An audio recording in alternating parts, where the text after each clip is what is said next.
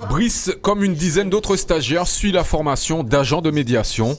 Aujourd'hui, dans le cadre de leur parcours, ils ont convié différents professionnels et partenaires afin de démontrer l'importance de la médiation dans la prévention du suicide chez les jeunes. J'ai connu des personnes qui justement voulaient pour cause de mal-être. Donc je me dis que mine de rien, il y a quand même beaucoup de personnes qui y pensent des fois et il faudrait en parler. Il faut faire de la prévention parce que c'est important. J'ai grandi dans un quartier difficile et j'ai vu plein de choses qui m'ont poussé à aider les gens qui faisaient partie de mon entourage parce que la plupart des gens qui étaient dans mon entourage avaient des difficultés. Le formateur nous apprend par le bien d'activité à exercer pour plus tard pour le métier de médiateur. Donc on a quand même 3 activités types. Participer au lien social, réguler les conflits en temps réel et participer à un projet. D'où l'action menée aujourd'hui, le suicide chez les jeunes.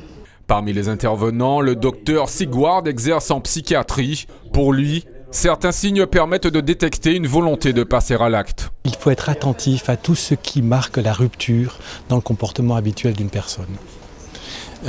C'est par exemple un enfant qui a une rupture dans sa scolarité, qui parle parfois de façon indirecte, parfois de façon très directe des situations de violence qu'il vit, qu'il subit.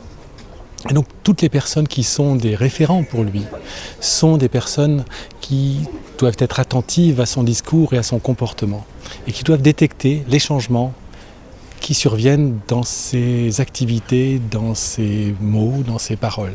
L'écoute, l'un des aspects primordiaux face à une personne en détresse. Fabienne Sainte-Rose est employée à SOS Crise où elle assure une mission de formation de bénévoles, mais aussi et surtout d'écoute des personnes en difficulté. Rien qu'en une année, la structure a reçu plus de 2600 appels téléphoniques de personnes en détresse. La médiation, elle est capitale, mais ça prend intervenir auprès d'un enfant ou d'une victime de violence quand elle est en crise. Ça ne s'improvise pas.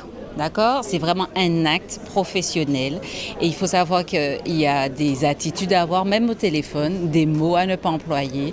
Donc il faut être bienveillant, même au téléphone. Il faut sentir que la personne que vous voulez aider, elle sente cette main sur l'épaule, même au téléphone. Depuis le début de l'année 2017, 40 suicides ont été recensés en Martinique et selon une étude, c'est la première cause de mortalité chez les 15-25 ans.